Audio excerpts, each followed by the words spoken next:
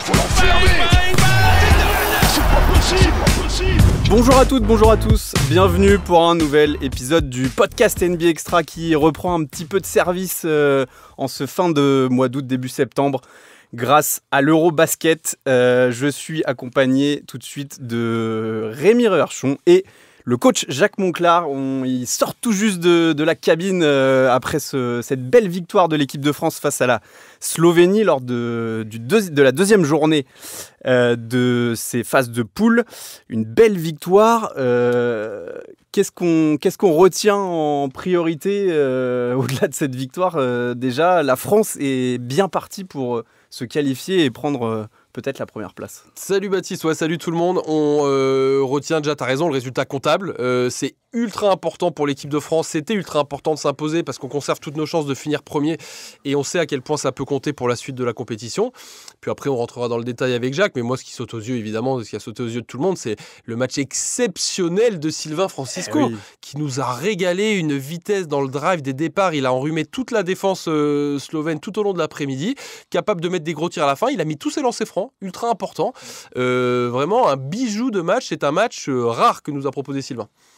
Oui, enfin, il met 32 points, il prend 7 rebonds, il fait 5 passes, il fait 40 déballes. C'est le match de sa vie, là. C'est un truc monstrueux. Il rate pas un shoot à 2 points, il fait 2-8 à 3 points, il rate pas un lancer en tirant 12. Non. Donc le match est absolument fantastique. Après, collectivement, moi, ce que j'ai beaucoup aimé, c'est qu'en deuxième mi-temps, même si à la fin, il y a ce panier à 3 points de Prelevic, on prend 31 points. Non, 41 points. 41 points, puisqu'on est à 51 à la mi-temps. On est mené... 54, on a pris à la mi-temps. 54. Donc on en prend... Je vais compter sur 92, on n'en prend pas 40, on en prend 38. Ce qui est bien, surtout sur une deuxième mi-temps, où tu as des fautes, et on en a eu beaucoup. Mais ce que j'ai aimé, au-delà de Sylvain, c'est au départ, Zachary Bilal qui apporte de l'adresse, du physique, plutôt dans l'autre sens d'ailleurs. Il y a un passage où Alex Sarr marche sur tout le monde. La sérénité de Jalen Horde quand Gershon est en difficulté, qui vient au relais. Et le même Gershon qui vient nous mettre un panier qui fait du bien. Eli, qui, je vais le dire, n'a pas fait une bonne première mi-temps avec des replis défensifs totalement insuffisants. Il met un panier important. Mais pas que ça, il fixe beaucoup de défense, il prend des responsabilités, il apporte des choses. Il faut absolument qu'on arrête le type d'ânerie de la première mi-temps où on se replie sans regarder le ballon. Les petits gars, ça n'existe pas. Au basket, on est toujours connecté au ballon, en attaque comme en défense. Enfin voilà, mais c'est une belle victoire. On est à 2-0 dans ce championnat d'Europe. C'est un bloc sur 24 heures. Demain, t'as un autre match et t'as pas de mauvaises équipes dans un Euro. Bien sûr, il y en a des plus fortes que d'autres. Mais tu vas jouer Israël, qui est quand même la caricature du poil à gratter en basket. Ils sont toujours là, ils sont vaillants. Donc, si tu arrives à 3-0, tu vas jouer la première place contre la Pologne, et c'est l'objectif. Mais l'objectif, c'est d'arriver au match de mardi, qui va être un rendez-vous du feu de Dieu à Katowice. Il va y avoir feu d'artifice. Ça va être n'importe quoi. Ouais. Ça va être n'importe quoi dans les tribunes. On a fait le taf, c'est magnifique. Ouais, et c'était pas gagné, même si on avait vu une Slovénie qui avait perdu contre la Pologne lors de la première journée. Finalement, c'est vraiment dans le quatrième quart-temps que ça s'est joué. Aussi, à l'image d'un Luka Doncic qui a un petit peu baissé en régime en seconde période. Est-ce que c'est clairement dû aussi à une belle défense des Bleus sur la star slovène? Alors je pense qu'il y a deux facteurs. Bien sûr que la défense bleue, par moment, nous a plu beaucoup. Quand sur des switches, Alex Sarr s'est retrouvé sur lui. Luka, il a bien défendu à la fin, sans sauter sur les feintes, en le gênant. C'est quelque chose qui fait bien. C'était hyper beau à voir. Je pense qu'il y a de la fatigue naturelle parce que Luka, il joue 35 minutes sur le match, sur les 40. Mais vous savez, en NBA, là, on l'a pas, il calcule ce qu'ils appellent le usage rate, c'est-à-dire la quantité de possession qu'un joueur joue. Mais Luka, il joue 90% des possessions sur lesquelles, quand il est sur le parquet. Donc, je pense qu'il y a une fatigue naturelle qui tombe aussi. Puis après, attention, quand on dit qu'il a été moins efficace en deuxième mi-temps, il finit à 39 points. Hein. Il en avait 24 à la pause. Ça veut dire qu'il en a quand même mis 15 en deuxième. C'est pas rien.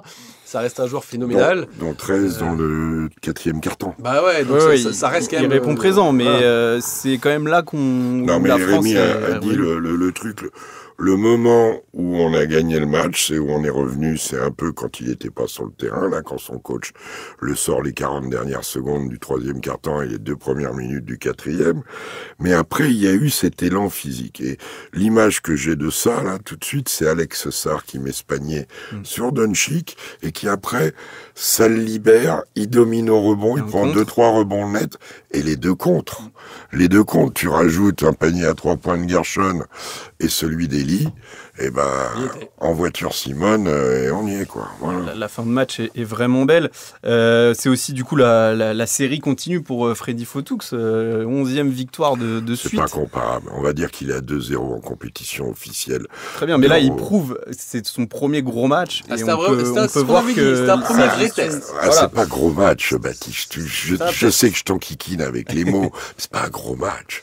On se devait de battre la Slovénie. Oui, mais d'où la physionomie, je trouve que c'est vraiment... ça devient un gros match parce qu'on fait des conneries. Parce qu'on n'a pas de repli défensif, parce qu'on donne des ballons où il faut pas, parce qu'on concède 22 ou 23 lancers francs en première mi-temps. Non, c'est nous qui nous sommes rendus le match difficile. Ça, c'est à notre débit. Il faut savoir dire les choses. Un gros match, quoi que vous en pensiez, même s'il n'y a pas Luka Doncic, ce sera de gagner en Pologne. Parce que la Pologne, ils leur avaient mis une fessée quand même à la Slovénie. Et ils avaient baissé en deuxième mi-temps, comme ils ont baissé là. Ils baissent à l'image du physique de Luka, parce qu'ils n'ont pas assez de rotation. Il est un peu seul, avec les absents dont Rémi a parlé, Josh Nebo, Kanchar, ce qui restait de Zoran Dragic, voilà. Mais non, c'est pas un gros match, ça. C'est une bonne perf, c'est le 2e match de l'Euro, à pas s'affoler. Demain, t'enchaînes avec Israël. Si tu gagnes en Pologne, contre la Pologne, tu vas jouer l'Islande, tu vas le ramasser. Donc tu vas éviter. Tu seras pas dans le même tableau que la Serbie. Ça, c'est important. Même si l'Allemagne est très forte aussi. Mais bon, voilà. Et t'auras, comme disait Rémi, en 8e, le 4e du groupe de Espagne, Allemagne, Italie, Géorgie, qui seront sans doute les 4 qualifiés. Et je vois bien la Grèce finir première. Voilà. Je disais ça aussi parce qu'on voit que ceux qui ont débuté, Cordigné, Jaïté, ont peut-être moins joué. Et du coup, il y a eu, je trouve, une belle réflexion dans les rotations. Et ça s'est vu notamment, par exemple, avec Jalen Ward, qui a fait une très belle entrée. C'est l'avantage d'avoir une équipe, tu as raison Baptiste, mais c'est l'avantage d'avoir une équipe qui est ultra homogène. Et ça, on le sait depuis le début, depuis la sélection, qui a pas, je veux dire, on n'a plus Tony Parker dans le groupe, quoi. On n'a plus un leader ultime. On sait qu'on sait pas, en fait. Tu vois, aujourd'hui, qui aurait pu prédire que Sylvain Francisco allait mettre 32 points si ça se trouve, demain, c'est Timothée qui les mettra. Nadir, j'en sais rien, ça peut être n'importe qui, Zachary. Eli, pourquoi pas, il a le profil. C'est l'avantage d'avoir une équipe comme ça, Jacques le disait à l'antenne, d'avoir un banc qui du coup est profond, parce que tu peux... c'est fini l'époque où tu avais 8 joueurs, 7 joueurs, et puis tu avais les joueurs 9, 10, 11, 12.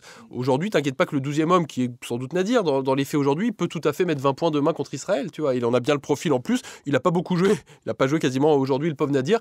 Il a bien profil à mettre 20 points justement demain face à Israël, lui, je pense. Mais et Nadir, il a été élu meilleur jeune joueur de l'Euroleague, donc ça situe le niveau des Lascar. On a dit aussi que, par exemple, dans les fins de match, qui dans cette équipe est capable d'être le go-to guy? Eh ben, je pense que ce sera variable. Même si des garçons comme Elio Kobo, Sylvain Francisco, voire Théo Malédon ont l'habitude de jouer ces ballons-là.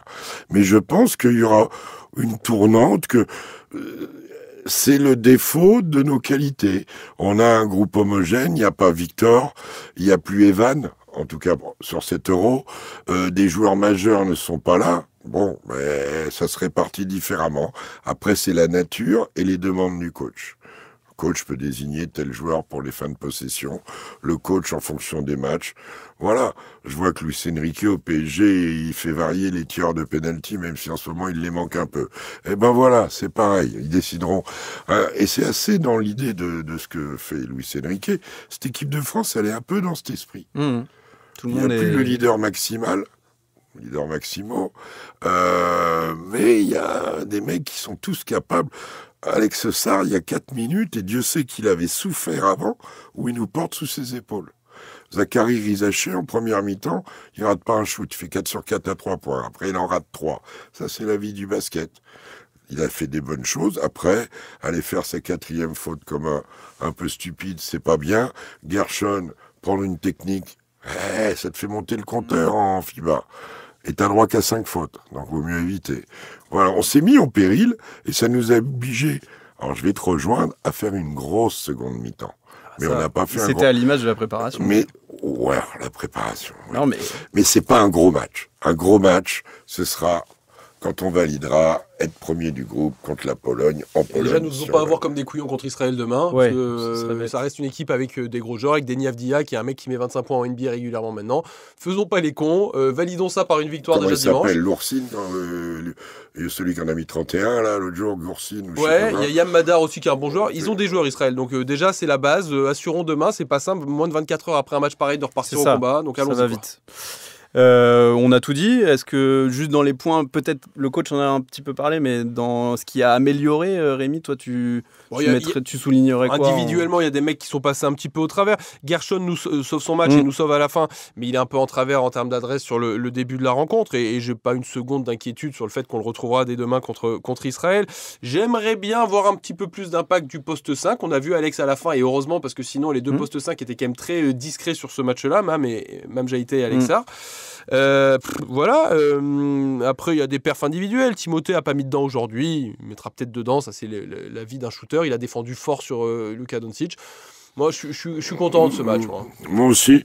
Première mi-temps au poste 1, malgré la présence de Sylvain, parce que sur ses 32 points, il a dû en mettre 28 ou pas loin en deuxième mi-temps. Hein. Parce qu'en première mi-temps, il met quelques drives en première quand même. Ouais, deuxième. Je suis pas sûr qu'il soit à 10 points à la mi-temps. Hein. Ouais, donc le carton est là. Donc lui, c'est bien. Non, j'aime bien la sérénité. On a vu que quand il y a eu Jalen Horde et Gershon, ça a tenu la marée.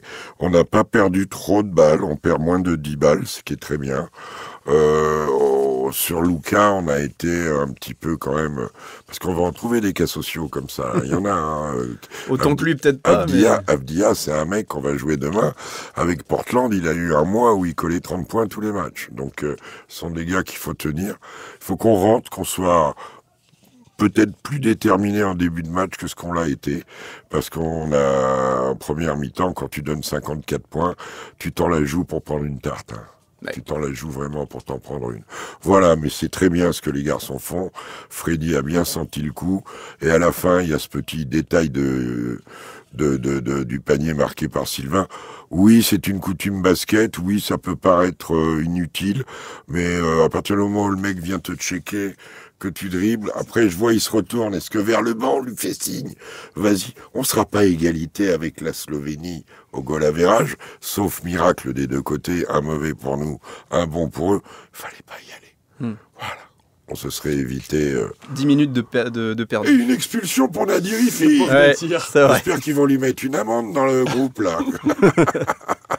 Dans le groupe des joueurs, hein, pas la FIBA. Oui, j'espère pas.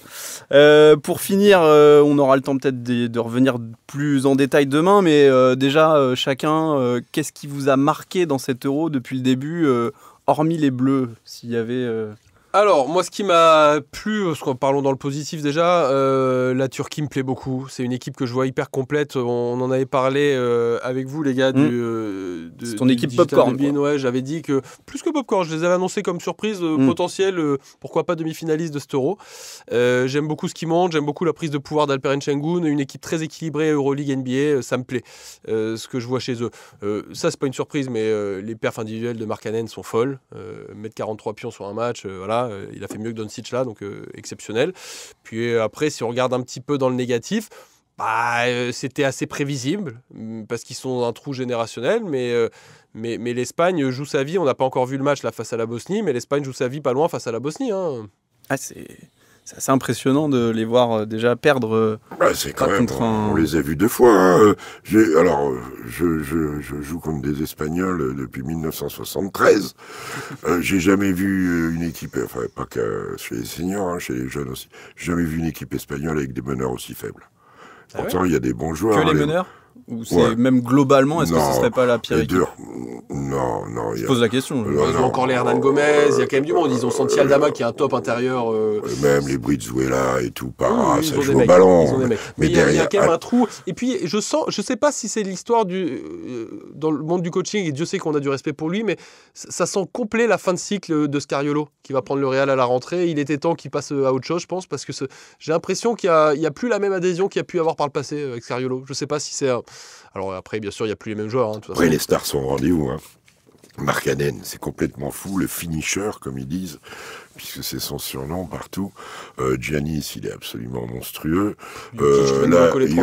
Jokic vient d'en coller 39 sur une victoire. Alors, quand il n'y a pas Bogdanovic, ils vont jouer plus serré en défense et ils vont plus servir Jokic. Il en a collé 39 sur 84 quand même, donc ça commence à causer. Et les Allemands qui répondent aussi en patron. Alors, il m'impressionne beaucoup. Ouais. Je pensais que derrière le départ de Gordon Herbert, peut-être qu'une certaine dynamique allait s'essouffler. Rien du tout. En plus, Alex Mumbrou est pas là. C'est son assistant qui est là. Puisqu'Alex Mumbrou est malade et indisponible. Je suis impressionné. Daniel Theis qui fait un match monstrueux face à Valanciunas. Et puis surtout les deux affreux, Schroeder et Schroeder et Franz Wagner. Mais Schroeder, c'est marrant comme c'est le cliché. Il y a des mecs comme ça par le passé. Ricky Rubio était comme ça. Du mec qui se métamorphose en basket FIBA. C'est devenu, c'est terrible ce que je veux dire, mais un meneur presque anonyme en NBA, Dennis Schroeder, alors que le mec était MVP de la Coupe du Monde il y a 2 ans, et là tu le retrouves avec l'Allemagne et il est exceptionnel. T'as l'impression que si l'Allemagne gagne demain, le MVP sera lui et pas Franz Wagner. Ouais. C'est fou. En NBA, si je devais porter un avis sur Dennis Schroeder, qui est un fantastique joueur FIBA, peut-être tu le mets dans le premier 5 mondial sans hésiter. Il était MVP de la Coupe du Monde. Ouais. Là, il est très fort. En NBA, ça n'est pour moi pas un meneur neutre, mais c'est un meneur qui a été incapable de jouer dans des grosses franchises.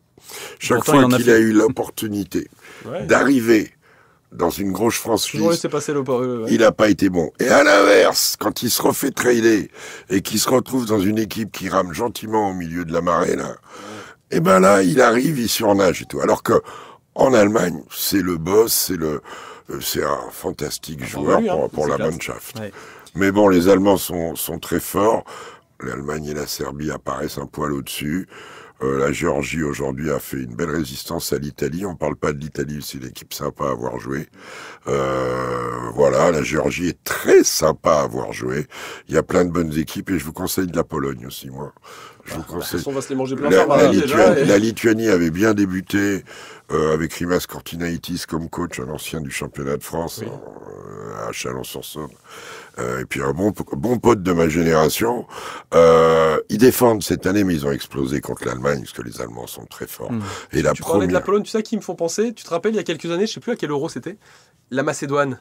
Pareil. Avec Bo McCaleb. Tu te rappelles qu'il avait fait une demi-finale? Et cette Pologne avec Jordan Lloyd, qui est en train de se révéler en basket FIBA, là, comme ça, qu'on connaissait quand même bien à Monaco, lui, mais là, pour le coup, en basket international FIBA, j'ai la même sensation que la Macédoine. Je me dis que c'est une équipe qui peut totalement faire un exploit cette année. Jordan Lloyd, l'autre jour, c'était le Jordan Lloyd de la finale à Roland-Garros, quand il était absolument infernal. Il y a un beau championnat d'Europe, et nous, avec nos gamins, écoute, je pense qu'il n'y a pas beaucoup d'équipes qui veulent nous voir. Non. Nous, on doit craindre tout le monde, parce qu'on n'a pas de certitude, mais je pense qu'il n'y en a pas beaucoup qui veulent nous voir arriver en phase 2. Pour l'instant, on répond présent, et ça, c'est le principal. Voilà. La suite, c'est dès demain, donc face à Israël, à 17h également. Ce sera sur beIN Sport, comme tous les matchs en intégralité. À 16h30, la prise d'antenne. 16h30, même la prise d'antenne. Et puis le podcast, désormais, vous pouvez nous retrouver dès la fin des matchs de l'équipe de France pour un nouvel épisode. Merci à tous de nous suivre. Merci à vous, les gars. Avec plaisir. À très bientôt.